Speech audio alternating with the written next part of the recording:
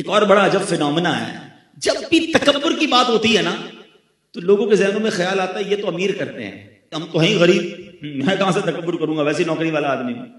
یہ ہے شیطان کا وار۔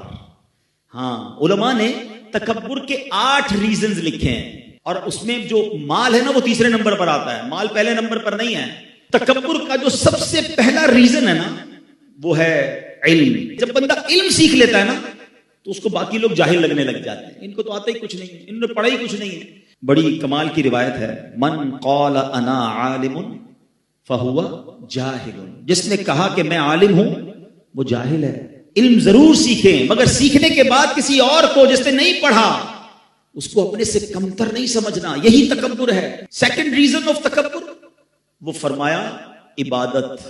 شیطان بڑا مردود ہے، پہلے تو عبادت سے روکتا ہے، اب جب عبادت کرنے لگ گیا تو اب اس کو تکبر میں مبتلا کیسے کرتا ہے کہ بندہ جب نمازیں پڑھے، روزے رکھے، صدقے کرے، ہیں تہجد پڑھے، اب اس کو باقی گھر کے لوگ، باقی دوست بڑے حقیر سے لگتے ہیں، یار کیسا آدمی ہے، میں تہجد پڑھتا ہوں یہ تو نماز بھی پوری نہیں پڑھتا۔ یو ہیو نو رائٹ، آپ کے پاس ایسا کوئی رائٹ نہیں ہے کہ آپ دوسرے کو حقیر جانیں۔ اور یہ شیطان کا بڑا خطرناک وار ہے کہ عبادت گزار کو تکبر میں مبتلا کر دیتا ہے۔ وہ بڑا پیارا واقعہ ہے نا کہ ایک بار ایک بزرگ جو تھے اپنے بیٹے کے ساتھ کہیں سفر پر جا رہے تھے، راستے میں مسافر خانہ آیا، باپ بیٹے بھی سو گئے، قافلے والے بھی سو گئے، تہجد کا وقت ہوا تو باپ بیٹے اٹھے، تہجد پڑھی۔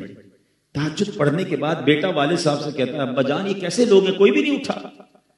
اب جو ابو جی نے جواب دیا نا، اللہ کاش یہ بات سمجھ آ جائے، کہ بیٹا تو بھی سویا رہتا تو اچھا تھا۔ بات آئی سمجھ میں؟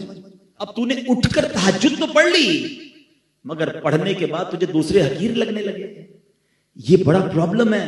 ضرور کیجئے عبادت مگر اس لیے نہ کیجئے کہ میں دوسروں سے سپیریئر ہوں۔ شیطان کی بڑی عبادت تھی جناب۔ اب آیا تیسرا ریزن اور وہ ہے مال۔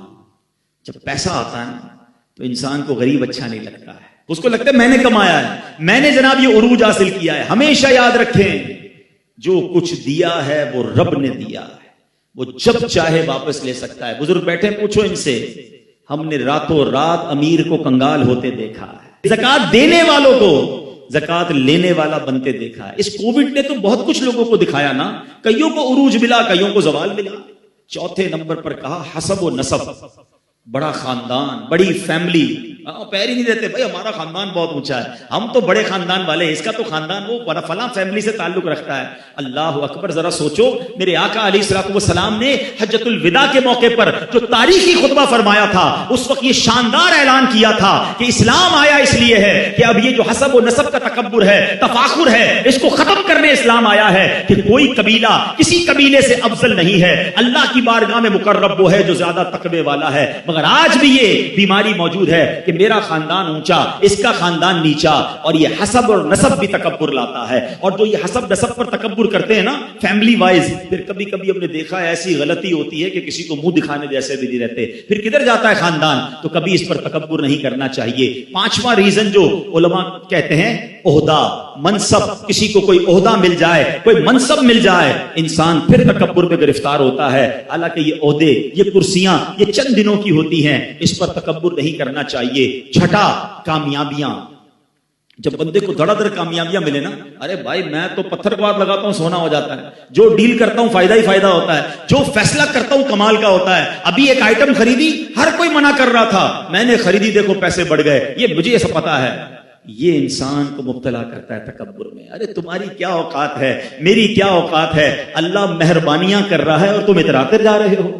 ہونا تو یہ چاہیے کہ وہ عطائیں فرمائے تو ہم سر اور جھکائیں۔ دنیا کا دستور ہے، درخت پر جب پھل لگتے ہیں نا وہ درخت جھکتا رہتا ہے، جھکتا رہتا ہے، جتنا پھلدار ہوتا ہے اتنا جھکتا ہے، جس کے کانٹے لگے ہوتے ہیں وہ سیدھا کھڑا ہوتا ہے۔ کامیابیاں ملیں یہ اللہ کی عطا ہے، اور شکر کرو اور عاجزی کرو، اتراؤ نہیں۔ ساتواں سبب علماء کہتے ہیں حسن و جمال۔ کوئی خوبصورت اللہ نے کسی کو بنایا، اس کے بھی اسٹائل عجیب و غریب ہو جاتے ہیں، اس کو کوئی سانولا آدمی اچھا نہیں لگتا ہے، کہتا ہے یار دیکھو اس کا رنگ کیسا ہے، اس کا قد کیسا ہے، اس کا انداز کیسا ہے۔ توبہ توبہ توبہ۔ ارے اللہ کے بندوں، اگر اللہ نے تمہیں اچھی شکل صورت دی ہے نا تو اللہ کا اور شکر ادا کرو۔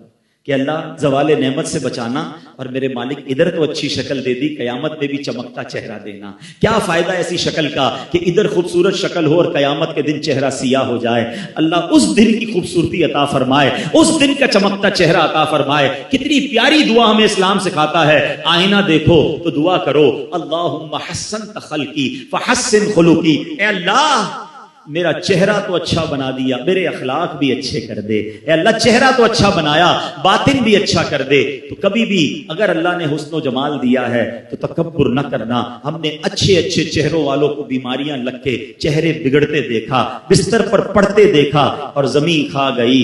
نوجوان کیسے کیسے ہوئے نامور، بے نشان کیسے کیسے، اسی 2 گز کی قبر میں مٹی کے اندر وہ خوبصورت بھی چلا جاتا ہے۔ تو اترانا نہیں ہے۔ 8واں ریزن، اور وہ ہے طاقت۔ آقا کے پاس کیسی طاقت تھی اور عاجزی کیسی تھی۔